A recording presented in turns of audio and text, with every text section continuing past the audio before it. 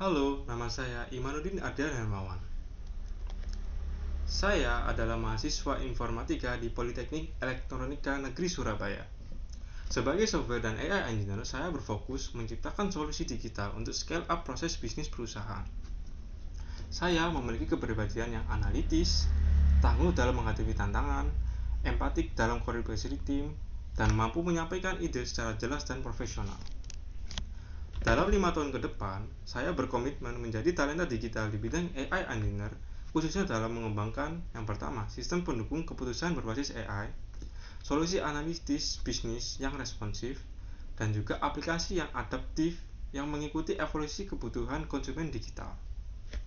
Nah, motivasi saya mengikuti Digital Inter ini karena ini menjadi bagian dari transformasi digital Telkom, khususnya di bidang AI yang menjadi passion saya. Nah, motivasi utama saya yaitu mempercepat proses bisnis melalui solusi AI dalam pengambilan keputusan, memperluas jangkauan konsumen melalui strategi digital berbasis analitik AI, dan juga saya memiliki komitmen dalam mengikuti program ini, yaitu menjaga kerahasiaan data dan proyek perusahaan, menyelesaikan inovasi tepat waktu dengan kualitas yang tinggi, dan juga aktif menyumbangkan ide dalam diskusi untuk kesuksesan proyek. Nah, adapun proyek yang sedang saya kerjakan, yaitu saya fokus dalam 2 proyek, yaitu Artificial Intelligence, yang salah satunya adalah sistem rumah sakit berbasis AI dan juga analisa sentimen publik. Nah, untuk sistem rumah sakit berbasis AI ini memiliki fitur deteksi otomatis garis gigi dari gambaran röntgen dan menggunakan teknologi YOLO 5 dan juga microservice arsitektur. Dan project saya selanjutnya yaitu analisa sentimen publik yang memiliki fitur kategorisasi review produk secara presisi dengan teknologi RNN dan LSTM dan juga aspect based filtering. Nah, project yang paling menarik yang pernah saya lakukan adalah membuat aplikasi pelayanan rumah sakit dengan deteksi permasalahan gigi secara otomatis. Nah, mengapa project ini spesial? Project ini memiliki beberapa fitur yang sangat spesial, yaitu yang pertama, project ini tuh bisa mendeteksi gigi itu bermasalah atau gigi yang karies itu secara otomatis, dan juga bisa mengetahui di mana letak gigi yang salah itu di mana dan bisa ditampilkan di website. Dan juga yang kedua, yaitu project ini tuh menggunakan arsitektur microservice, yang artinya pada saat salah satu proses bisnis itu down, maka itu tidak akan berpengaruh dengan proses bisnis yang lain. Jadi jalannya aplikasi itu bakal berjalan walaupun ada beberapa service yang down. Jadi aplikasi itu bisa masih tetap berjalan. Nah, untuk kontribusi saya dalam project ini yaitu sebagai project leader sekaligus full stack developer dan juga AI engineer, saya memimpin 5 anggota tim dengan tanggung jawab saya diantaranya merancang arsitektur microservice, melakukan fine-tuning model YOLO 5, menjadikan hubung utama dengan klien, membangun front-end website menggunakan React.js, dan juga membangun back-end API dengan menggunakan Nest.js. Project ini memiliki beberapa tahapan dan durasi. Adapun pengerjaannya itu membutuhkan waktu sekitar 6 bulan dengan manpower 6 mahasiswa termasuk saya sendiri. Adapun tahapannya yaitu analisa kebutuhan klinis rumah sakit, desain solusi yang terintegrasi AI dan manajemen pasien, dan implementasi microservice dengan gateway API dan Apache Kafka, dan juga pelatihan tim melalui pendekatan one-on-one mentoring. Nah, pada saat pengerjaannya, saya memiliki kendala dan solusi yang saya tawarkan.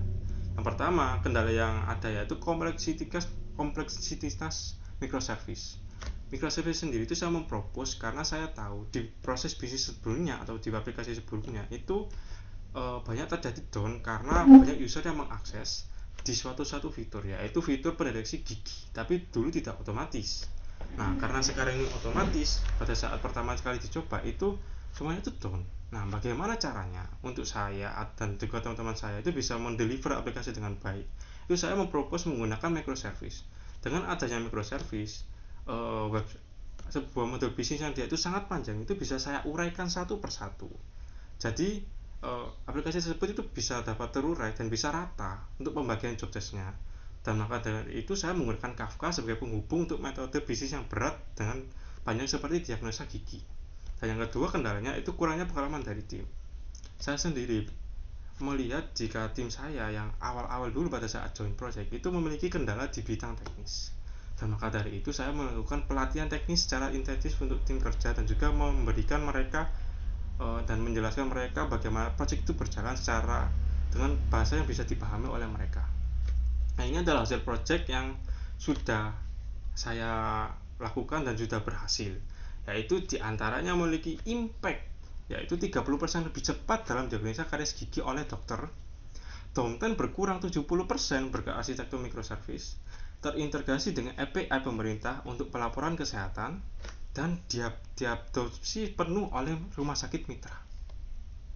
Nah, perasaan yang didapat pada saat saya membuat proyek ini adalah mengasah kepemimpinan teknis saya, sekaligus membuktikan dampak nyata AI di dunia kesehatan. Yang paling berkesan, melihat solusi yang kami lakukan untuk membantu dokter atau pihak rumah sakit dalam menangani lebih banyak pasien secara efisien.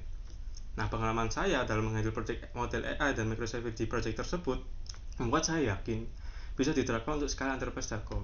Nah, ini adalah salah satu proyek pribadi saya, dan juga proyek pribadi lainnya saya akan menaruhkan di deskripsi video.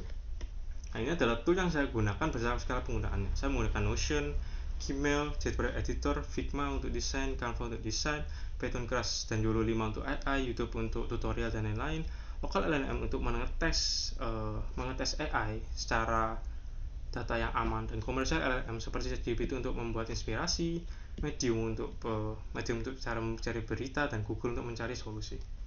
Nah, terima kasih, sekian presentasi saya. Wassalamualaikum warahmatullahi wabarakatuh.